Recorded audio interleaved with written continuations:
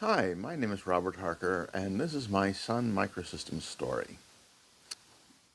I was employee 318, not double digit, but low triple digit. I worked at Sun from April of 1984 to October of 1985, so about a year and a half. I was their trade show equipment coordinator, and I was in tech support for that. As being the low person in tech support, I was assigned to marketing to help them with their MIS, their computer needs. Sun had a philosophy of eating your own dog food. And what that means is you use your own products internally. This way, if there's a problem with your products, you see them before your customers do. And Sun gave all of their marketing and salespeople Wise 50 terminals. These were little 14-inch green screen terminals.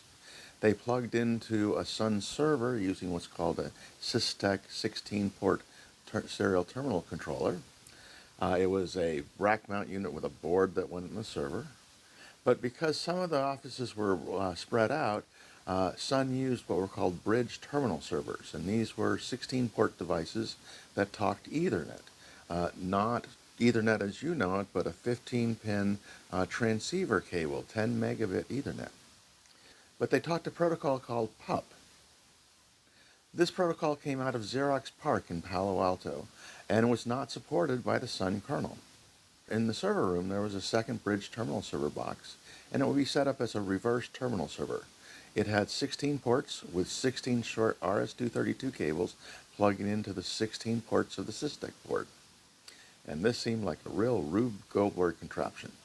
And I had learned a little bit about the kernel because I had installed device drivers in the kernel. I looked in the kernel, and I looked around, and I found where in the networking stack different protocols get called. And it's a table with a bunch of system calls. And in that table, there was a second set of system calls for PUP protocol. But they all pointed to no op. So if a Sun server got a PUP packet, it would just drop it on the floor. I looked at that and said, well, can I invent that protocol? How hard could it be? And this is where Bob Lyon enters the story. So I asked around, and everyone said, oh, go talk to Bob Lyon. He does the networking stuff.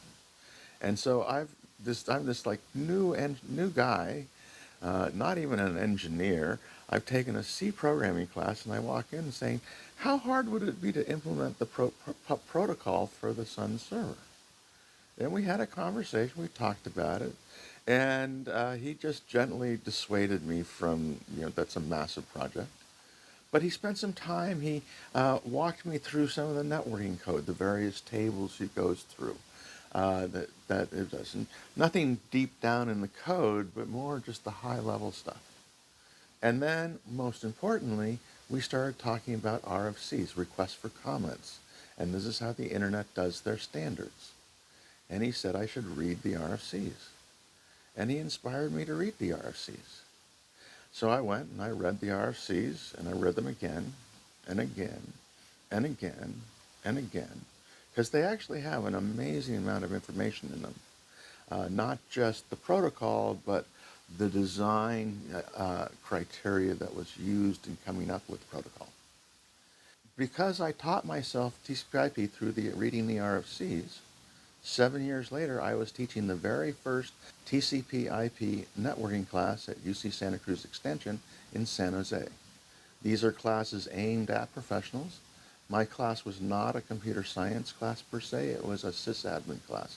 It was practical information on how you set up networking. And it eventually became a series of 5 classes, and was the start of the networking program at UC Santa Cruz Extension. And all of that is thanks to a conversation I had with Bob Lyon, where instead of laughing at me because I was an idiot, he instead spent some time and talked to me and encouraged me to read the RFCs. So thank you, Bob Lyon. I really appreciate it. And that is one of my Sun stories.